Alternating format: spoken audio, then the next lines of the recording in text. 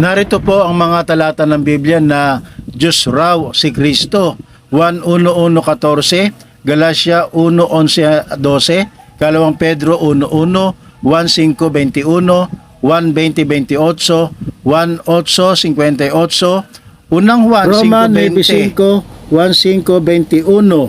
Hebreo 10:5, unang Korinto 10:4, Isaias 9:6, Gawa 3:15, Hebreo 1:8, Filipos 2:6-8, 1:1-18, 1:6-46, Kawikaan 12:22-23.